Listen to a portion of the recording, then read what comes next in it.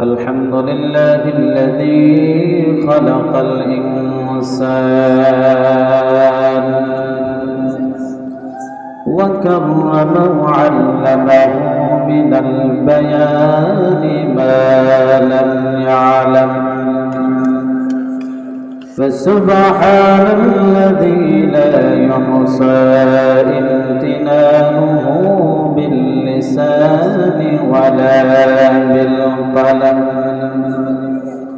ونشهد أن لا إله إلا الله وحده لا شريك له ونشهد أن سيدنا وسندنا وحبيبنا وطبيب قلوبنا ومولانا محمدا عبده ورسوله الذي أرسله بالحق بشيرا ونذيرا وداعيا إلى الله بإذنه وسراجا منيرا عما بعد فقد قال الله تعالى في كلامه المجيد وفي فرقانه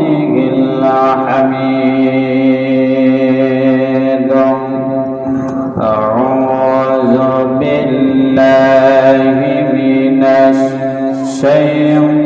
الشيطان الرجيم بسم الله الرحمن الرحيم يا أيها الناس كلوا مما في الأرض حلالا طيبا ولا تتبعوا خطوات الشيطان إنه لكم عدو مبين وقال رسول الله صلى الله عليه وسلم لا يدخل الجنة جسد غذي بالحرام أو كما قال عليه الصلاة والسلام صدق الله العظيم وصدق رسوله النبي الكريم ونحن على ذلك لمن الشاهدين والشاكرين والذاكرين والحمد لله رب العالمين إن الله وملائكته يصلون على النبي يا أيها الذين آمنوا صلوا عليه وسلموا تسليما اللهم صل على محمد وعلى آل محمد كما صليت على إبراهيم وعلى آل إبراهيم إنك حميد مجيد اللهم بارك على محمد وعلى آل محمد كما باركت على إبراهيم وعلى آل إبراهيم إنك حميد مجيد كونك مختار قباتك بنايا कौनैन का मुख्तार खुदा तुमको बनाया, उम्मत के निगहबान खुदा तुमको बनाया, उम्मत के निगहबान खुदा तुमको बनाया। या रब मेरे आँखों में समा जाए मदीना, या रब मेरे आँखों में समा जाए मदीना, मुद्दत से मेरे दिल में तमन्ना ये मदीना, मुद्दत से मेरे दिल में तमन्ना ये मदीना। नूरे मदीना हाफिजाতুल काना মাদ্রাসার উদ্যোগে তিনময় বার্ষিক ওয়াজ ও দোয়ার মাহফিলের সম্মানিত সভাপতি, সম্মানিত প্রধান বক্তা, প্রাণপ্রিয় মুসলমান বন্ধুগণ, ভাইয়েরা, পর্দার আড়ালের পর্দার নিশিন মা ও বোনেরা, আল্লাহ মহান ওয়া তাআলা এত সুন্দর একটি আয়োজন যারা করেছেন, যারা আমরা আসতে পেরেছি, সবাইকে আন্তরিক শুভেচ্ছা ও অভিনন্দন জানানোর দরকার।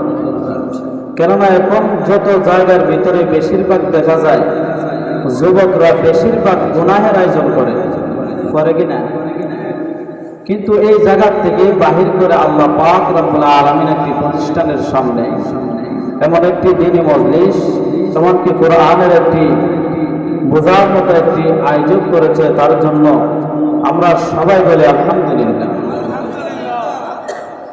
যে আয়াত আমি তেলাওয়াত করেছি সূরাতুল বাকারার আয়াতে প্রবেশ করার আগে আমরা আপনাদের সাথে কথা বলবো। আমি যদি আপনাদের সঙ্গে কথা বলে উত্তর দিতে পারবেন তো ইনশাআল্লাহ? সবাই বলেন ইনশাআল্লাহ। ওয়াজ শুধু করলে, বক্তা শুধু করতে করতে কিন্তু কোনো উত্তর নাই, তাহলে বোঝা গেল কোনো কিছু বুঝছে না, বোঝে নাই। যদি বক্তা অপরাধে কিছু বুঝছেন না, তাহলে ঠিক আছে বলে বুঝছি। অনেকে আছে এক দাঁড়ে ওয়াজ করে দেয়, শ্রোতা বুঝলে বুঝক, না বুঝলে নাই, আমার ওয়াজ আমি করে গেছি, এরকম না, এরকম করা যাবে না। আমি কথা বলবো, আপনারা উত্তর দিবেন ইনশাআল্লাহ।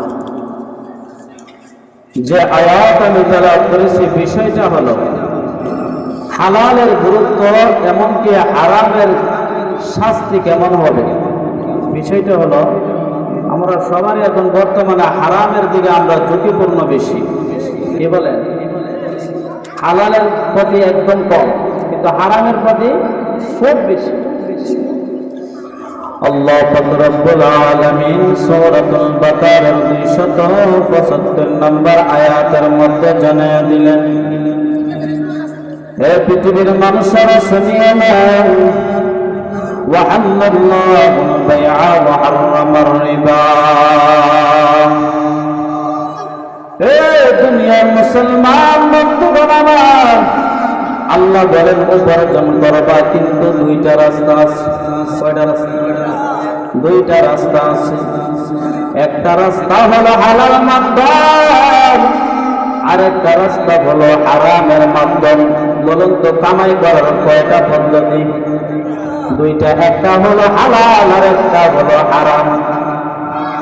আল্লাহ জানায়া দিলেন পৃথিবীর মানুষের শোনো, এক নম্বরে আল্লাহুল বাইআ ওয়া হারামার রিবা। এক নম্বর হলো তোমাদের ব্যবসা বাণিজ্য, বেচা কিনা আমি আল্লাহ হালাল করছি। কি করছে? বেচা কিনাকে আমি আল্লাহ হালাল করে দিয়েছি। ওয়া হারামার রিবা, হে পৃথিবীর মানুষের শোনো, আমি আল্লাহ তোমাদের জন্য সুদকে হারাম করে দিচ্ছি। এরা হারাম করছে, সুদকে হারাম করে দিয়েছেন। সুদের বিনিময় আছে হালাল রাস্তা উপার্জন করলে তার বিনিময় আছে, হারাম রাস্তায় উপার্জন করলে তার বিনিময় আছে। আছে না নাই? হালাল মাধ্যমে যদি কোনো বান্দা উপার্জন করে, তার ফলাফল হলো জান্নাত। ফলাফল কি? জান্নাত। কোন বান্দা যদি হারাম পথে ইনকাম করে, উপার্জন করে, তার ফলাফল হলো জাহান্নাম। কি জাহান্নাম।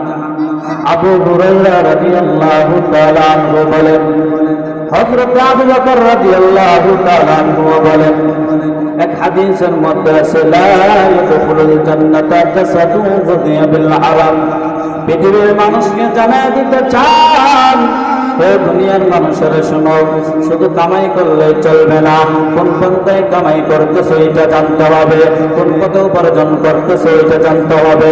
শুধু কামাই করলে চলবে না, কোন পথে করতেছো ওইটা আগে দেখতে হবে, কোন পথে হালাল কোন পথে হারাম ওইটা আগে যাচাই বাছাই করতে হবে।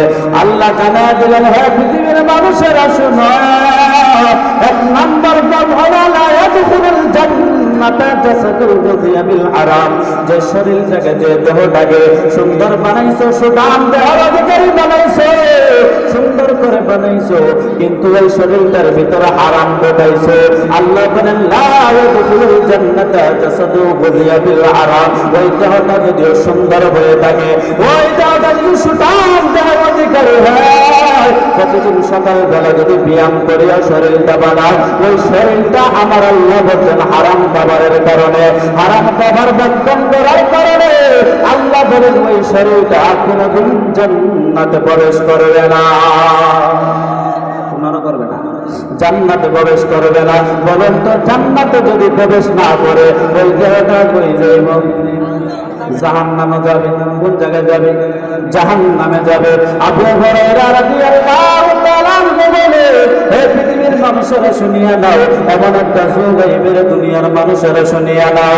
আবু হুরায়রা রাদিয়াল্লাহু তাআলা আনহু বলে, মানুষ ইনকাম করবে, বলবে কোন সময় কোন ইনকামটা করলে হালাল হবে, কোনটা হারাম হবে। পৃথিবীর মানুষেরা জানিয়া নাও, কোনটা হালাল কোনটা হারাম তাদের কাছে যাচাই বাছাই থাকবে না। শুধু বলবে ইনকাম করলেই চলবে। শুধু বলবে কি ইনকাম করলেই চলবে, শুধু টাকা কামাইলেই চলবে, শুধু রিয়াল কামাইলেই চলবে। কিন্তু আল্লাহ বলেন, না না, আমি দুইটা মাধ্যম করে দিয়েছি। এক নম্বর হলো আমি আল্লাহ পবিত্র, আমি আল্লাহ পবিত্র ছাড়া গ্রহণ করি না। হালাল যেমন স্পষ্ট, হারামও স্পষ্ট করে দিয়েছেন কিনা? স্পষ্ট। একটা হলো হালাল আর একটা হলো হারাম। একটা উদাহরণ দিই বন্ধুরা, আপনারা সহজ ভাবে বুঝবেন। আপনাদের এলাকার বিয়া ছাড়াও বাচ্চা, বিয়া হইলেও বাচ্চা হয়নি, আমার এলাকা বিয়া হইলেও হয়, বিয়া না হইলেও হয়। যদি বলেন যে বিয়া হইলেও বাচ্চা পাইব, বিয়া না হইলেও বাচ্চা পাইব, বলুন তো দুইটাকে একরকম? দুইটাকে একরকম। একটা হলো হালাল মাধ্যম আর একটা হলো হারামের মাধ্যম। হে বন্ধুরা শুনিয়া নাও, বিয়া করে যেমন ধরে সন্তানটা হালাল জাদা হবে, বিয়া না করে যদি সন্তান হয়, এটা হবে হারাম জাদা। কি জাদা? হারাম জাদা। যদি বিয়ার আগে সন্তান হয়, এইটা হবে অবৈধ। আর যদি বিয়া করিয়া শরীয়ত মতো বিয়া করিয়া সন্তান হয়, এটা হবে হালাল জাদা, এইটা হবে বৈধ। আল্লাহ পাক রব্বুল আলামিন জানায় দিলেন, হে পৃথিবীর মানুষেরা, বিয়ার আগে যদি সন্তান হয়, ওই সন্তানটা যেমন হালাল জাদা হবে না। পৃথিবীর সকল মানুষ যদি একত্রিত হইয়া বলে, কিন্তু না না, আল্লাহ বলেন পৃথিবীর মানুষেরা বিবাহের পরে ওই মানুষটা যদি জন্ম নেয়, ওইটা হালাল জাদা হবে। যারা হারাম পথে ইনকাম করে, ওইটা হলো ওই সন্তান হারাম জাদার মতো। কি জাদার মতো? হারাম জাদার মতো। আর যেই বান্দাটা, এই বান্দাটা হালাল ভাবে উপার্জন করে, হালাল ভাবে খাবার খায়, হালাল ভাবে উপার্জন করিয়া বলে আমার 10 টাকা পাইলে কোনো সমস্যা নাই, আমি হালাল ভাবে ইনকাম করতেছি, ওই বান্দার রোজগারটা হবে হালাল জাদা সন্তানের মতো। হালাল জাদা সন্তানের মতো। তাহলে বন্ধুরা বলো, তাহলে বিবাহ করার দরকার আছে না নাই? বিবাহ ছাড়া যদি ওইটা হারাম জাদা হবে, ঠিক তেমনি ভাবে আমরা যদি হালাল ভাবে ইনকাম করে, হালাল ভাবে চলাফেরা করে, এইটা হবে হালাল ভাবে ইনকাম। আর যদি হারাম ভাবে যদি ইনকাম করে, হারাম ভাবে যদি আমরা উপার্জন করে, এটা হবে হারাম জাদা সন্তানের মতো। এই বন্ধুরা বলুন তো, সিরা খাওয়ার দুইটা পদ্ধতি আছে। দুইটা পদ্ধতি। একটা আছে যদি বাচ্চা সার সাথে খান, অথবা মুঠের মধ্যে আইটা খান, ওইটা খাওয়া যায়। আর একটা হলো ভিজাইয়া যদি গুড় দিয়া খাওয়া যায়। কি দিয়া ভিজা গুড় দিয়া খাওয়া যায়, মিঠাই দিয়া খাওয়া যায়, কলা দিয়া যদি দেন আরো একটু টেস্ট লাগবে, এখন না আরেকটু কি লাগবো, টেস্ট লাগবো। তাহলে সিরা খাওয়ার দুইটা পদ্ধতি, আবার সিরা ভিজানির পদ্ধতি আবার দুইটা। একটা টিউবওয়েলের পানি দিয়া ভিজানো যায়, আর একটা মুখটা ভিজানো যায়। বুঝেন না আমার কথা? একটা কি দিয়া ভিজানো যায়? আপনি যদি বলেন ভাই টিউবওয়েলের মধ্যে তো কষ্ট করে সাপ দেওয়ার দরকার কি, আমার কাছে তো একটা টিউবওয়েল ফিট আছে, কি আছে, একটা টিউবওয়েল ফিট আছে, তাহলে ওই জায়গার মধ্যে ছেড়ে দিই, বলুন তো সিরা খাওয়ার উপযোগী নেই? সিরা খাওয়া যাবে। আর টিউবওয়েলের পানি দিয়া যদি সিরা ভিজায় তাহলে সিরাটা খাওয়ার উপযোগী নেই, বলে উপযোগী। ঠিক তেমনি ভাবে যারা হালাল পথে ইনকাম করে, ঠিক তেমনি ভাবে ওই টিউবওয়েলের পানি দিয়া সিরা ভিজাইলে যেরকম হালাল ভাবে ইনকাম করলে খাওয়ার উপযোগী, আরাম ভাবে যারা উপার্জন করবে ঠিক তেমনি ভাবে সাফ করে মুখটা সিরা ভিজানোর মতো, ঠিক কিনা? কিন্তু আমাদের এলাকার ভিতরে বোঝানো বড় দায়।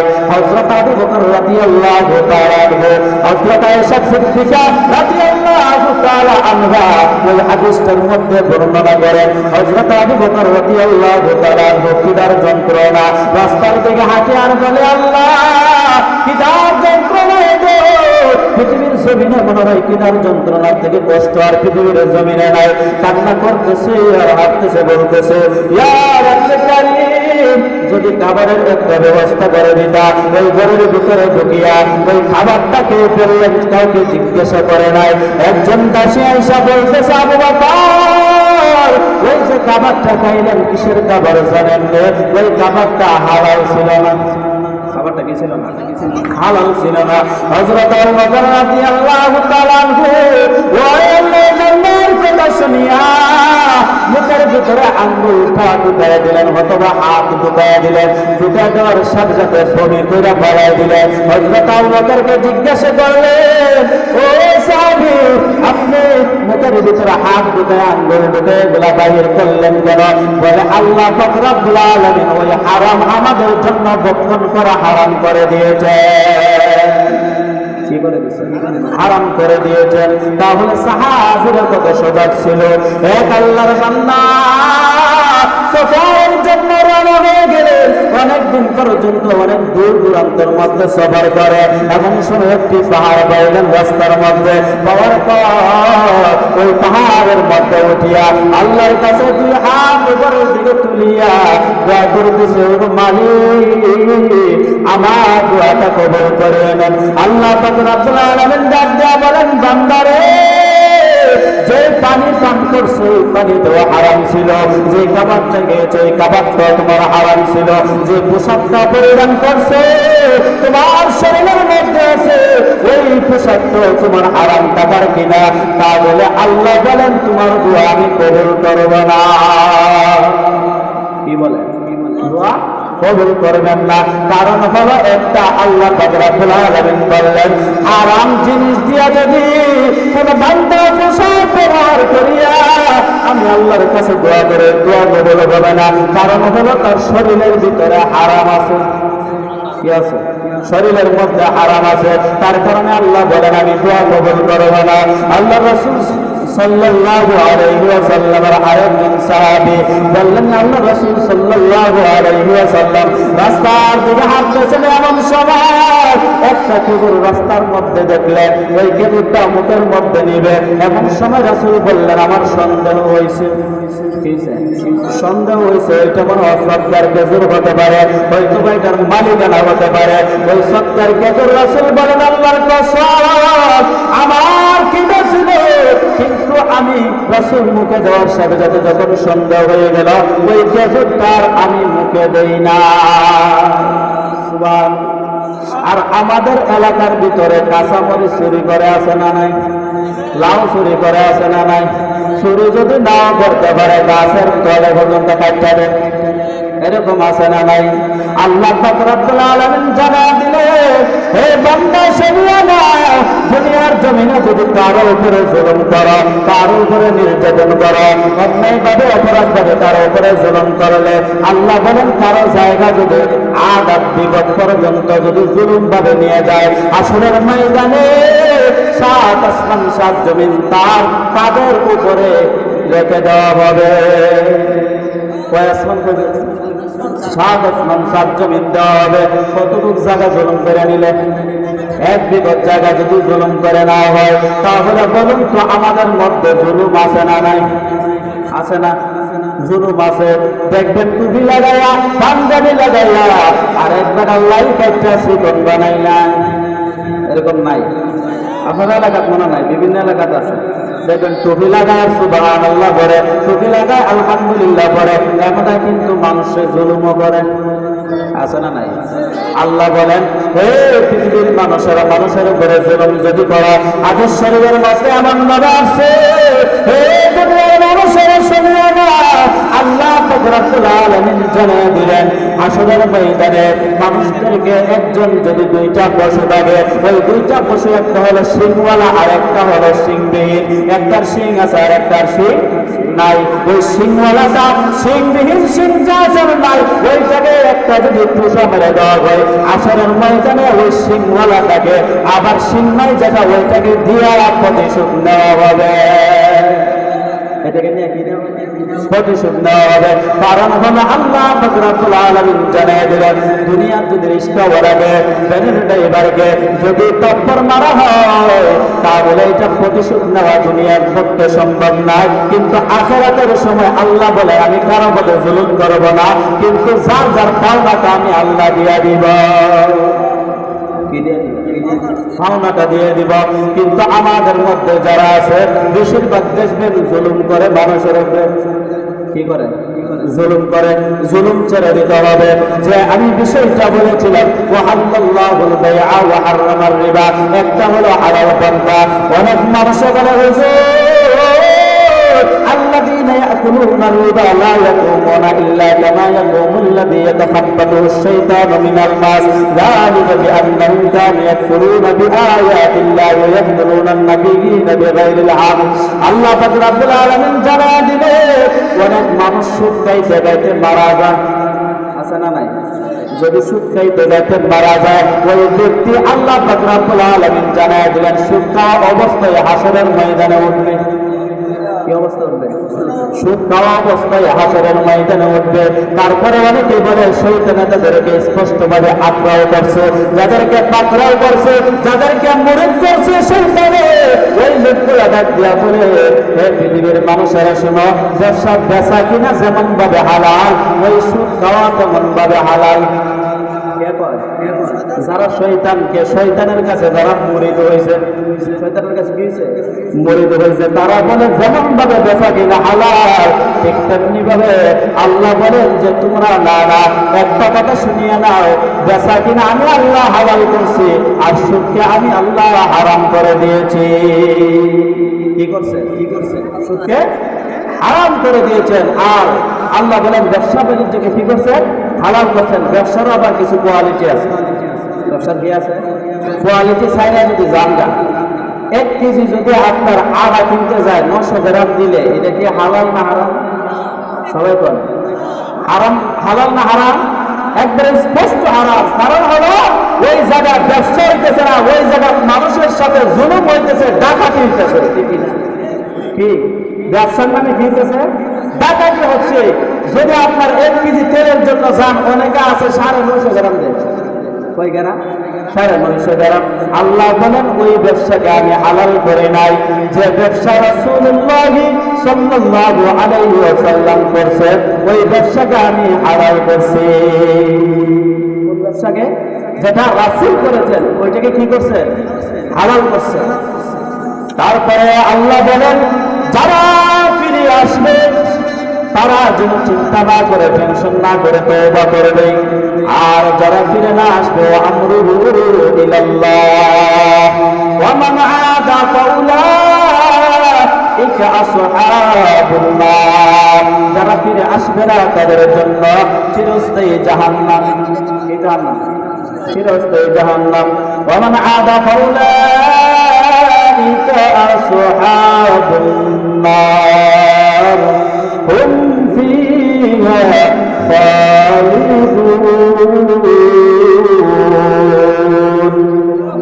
আল্লাহ বলেন, হে পৃথিবীর মানুষেরা, যারা সুদ থেকে তওবা না করে আসবা, সুদের ব্যবসা সবসময় করবা, আমি আল্লাহ জানাই দিলাম তাদের জন্য জাহান্নাম। আর জাহান্নাম কতদিনের হবে জানাবে? হুম ফিহা খালিদুন, চিরস্থায়ী তারা জাহান্নামে থাকবে। কোন জায়গায় থাকবে?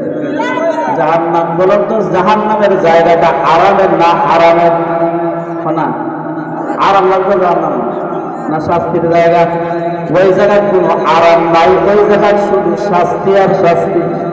ওই জায়গায় শুধু কি শাস্তি আর শাস্তি। ওই জায়গায় কোনো ধরনের আরাম পাওয়া যায় না, ওই জায়গার ভিতরে শাস্তির জায়গা। আল্লাহ পাক রব্বুল আলামিন জানায়া দিলে, অনেক মানুষ আছে দেখবেন, অনেক মানুষের প্রতি করে রাইতে করে দিনেও করে, আছে না নাই? একজন একটু আগে গিয়া বলতেছে, হুজুর মা বাবার ওয়াজ বড় দরকার। কিসের দরকার? মা বাবার ওয়াজ বড় দরকার। এখনের ছেলে মেয়েরা মা বাবার কথা শুনে না। মা বাবা যদি বলে পশ্চিম দিকে যাও, তারা দক্ষিণ দিকে যায়। আছে না নাই? এরকম নাই?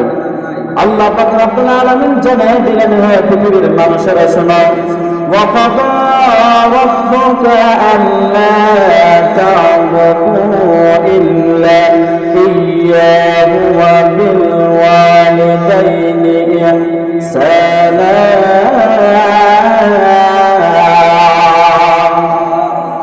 আল্লাহ বলেন, হে পৃথিবীর মানুষেরা, আমি আল্লাহর ইবাদত করে মাত্র আমি আল্লাহর গোলামি করো, দ্বিতীয় কোনো উপাস্য নাই।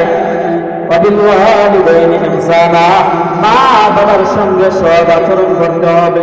কার সঙ্গে? এটা কার কথা?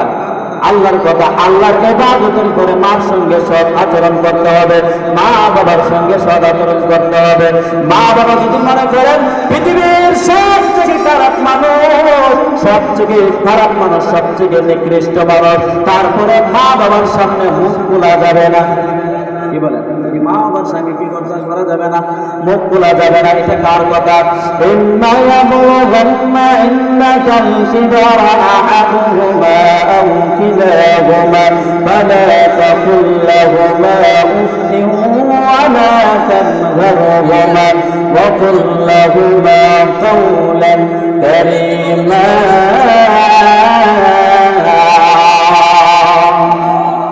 আল্লাহ বললেন, মা বাবার সামনে উফ শব্দটা ব্যবহার যেন মা বাবা করে না। এরকম ভাবে তোমরা মা বাবার সাথে আচরণ করতে হবে। কিভাবে আচরণ করতে হবে? সুন্দরভাবে, নম্রভাবে, ভদ্রভাবে মা বাবার সঙ্গে, মা বাবার সামনে হাত ঘুরে ঘুরে লড়াই লড়াই কথা কয়া যাবে না। কি বলা যাবে না? হাত লড়াই কথা বলা যাবে না। মা বাবার সঙ্গে এমন ভাবে আঠিও না, মা বাবা যদি দেখে যে মা বাবা আমার সন্তানটা বড় হয়ে গেছে, মা বাবার স্বরে মা বাবার মনে যদি কষ্ট আসে, আমার সন্তানটা আমার সামনে দিয়া হাত পাক করে হাঁটিয়া গেলে আমাদের মনে হয় চোখে মন লাগে না। ওই সন্তানটা যদি মা বাবা যদি মনে কষ্ট নেয়, বলুন তো সন্তানটা ভালো হবে না খারাপ হবে? খারাপ হবে। এখন দেখবেন বেশিরভাগ যুবকরা এখন বর্তমানে নেশার মধ্যে ডুবে আছেন। কিসের মধ্যে? নেশার মধ্যে ডুবে আছে। এক নম্বর কারণ হলো, আজকে থেকে 10 বছর আগে কোন যুবকরা ইয়াবা নামক ট্যাবলেট চিনত না। কন্যা কতটা ইয়াবা নামক ট্যাবলেট চিনত না, বাবা নামক ট্যাবলেট চিনত না, পেন্সিলিন চিনত না, বিভিন্ন ধরনের গাঁজা ইয়াবা ট্যাবলেটের নাম চিনত না। এখন বর্তমানে প্রতিটা মহল্লা মহল্লা এটির ব্যবসায়িক আছে। এদের কি আছে? ব্যবসায়িক আছে। তার কারণে প্রতিটা মহল্লা মহল্লার যুবকরা চরিত্র এমন হয়ে গেছে, কোন নারী পুরুষ যদি একত্রিত হয় তাহলে খারাপ কথাবার্তা ছাড়া ভালো কথাবার্তা নাই। ঠিক কিনা? তাহলে মা বাবার সঙ্গে কি আচরণ করবেন? আল্লাহ রাসূল সাল্লাল্লাহু আলাইহি ওয়াসাল্লাম এক হাদিসের মধ্যে জানিয়ে দিলেন, আর হাদিসের মধ্যে জানিয়ে দিলেন, হে পৃথিবীর মানুষেরা, মা বাবা তোমার জন্য জান্নাত, মা বাবা হলো তোমার জন্য জাহান্নাম। যারা মা বাবার জন্য খেদমত করিয়া শুধু খেদমত করলে চলবে না, মা বাবার কথা মতো চলতে হবে। বলে মা বাবার কথা মতো কিভাবে চলবো? শরীয়তের যত বিধিবিধান আছে, কোরআনের যত বিধিবিধান আছে, মা বাবা যদি হুকুম করে এইগুলো অবশ্যই ছেলে মেয়ে করতে হবে। আর যদি বলে বাবা কোরআনের বিধিবিধান মানতে হবে না, আল্লাহ রাসূলের বিধিবিধান মানতে হবে না, কোরআনের বিধিবিধান মানতে হবে না, রাসূল যেটা আদেশ দিয়েছেন এটা মানার দরকার নাই, তাহলে মা বাবার কথা শোনা জায়েজ নাই। বাবার কথা শোনা কি জায়েজ নাই? কারণ হলো আল্লাহর বিরুদ্ধে গিয়া মা বাবাকে খুশি করার কোনো কথা বলে নাই। আল্লাহ রাসূলের দরবারে একজন আয়েশা বলতেছে, হযরতে আবু বকর রাদিয়াল্লাহু তাআলা যখন ঈমান আনে নাই, এর আগে বিবাহ করেছেন, বিবাহ করার একজন মেয়ে আছে, ওই মেয়ের নাম হলো খাদিজা। খাদিজা আয়েশা রাসূলের দরবারে ডাক দিয়া বলতেছে, নবী গো, ও নবী, আমার মা তো মূর্তি পূজা করে, আমার মা শিরিক করে, আমার মা মূর্তি পূজা করে, এমনকি আমার মা সঙ্গে কি খারাপ আচরণ করতে পারবো, দুর্ব্যবহার করতে পারবো? রাসূল বললেন, খাদিজা শুনিয়া নাও, তোমার মা মূর্তি পূজা হতে পারে, তোমার মা ঘৃণিত একজন মানুষ হতে পারে, কিন্তু তোমার মার সঙ্গে ভালো আচরণ করতে হবে। কি করতে হবে? ভালো আচরণ করতে হবে। তার থেকে বোঝা গেল যদিও মা বাবা মূর্তি পূজারী হয়, তারপরে মা বাবার সঙ্গে ভালো সব আচরণ করতে হবে। যদিও মা খারাপ হয়, কিন্তু মার পায়ের নিচে জান্নাত। মার পায়ের নিচে কি জান্নাত? বলে মায়ের পায়ের নিচে জান্নাত কিভাবে? বলে মায়ের পায়ের নিচে জান্নাত হুদাও দিয়া করলে, চাও দিয়া করলে, পন্থী দিয়া করলে পাওয়া যাইব না। মা বাবার খেদমত করতে হবে। বলে কেমন খেদমত? বলে এমন খেদমত, বলে যেভাবে মা বাবার খুশি থাকবো, রাজি থাকবো, তার উপরে ওই খেদমত যদি করে যাইতে পারেন, মা বাবার কোনটা প্রয়োজন, কোনটা অপ্রয়োজন, সন্তান যদি এটার থেকে ইশারা করে বুঝতে পারে, ওই খেদমত করে মা বাবার খেদমত করিয়া জান্নাত পাওয়া সম্ভব। বাবার খেদমত করে কি জান্নাত পাওয়া সম্ভব? যারা আসছেন যারা এই আলোচনাটা শুনে যতটুকু বলতে পেরেছি অল্প সময়, আল্লাহ যেন আপনাদেরকে আমাকে আমল করার তৌফিক দান করেন। সকলে বলে আমিন। ওয়া আখিরু দাওয়ানা আলহামদুলিল্লাহি রাব্বিল আলামিন।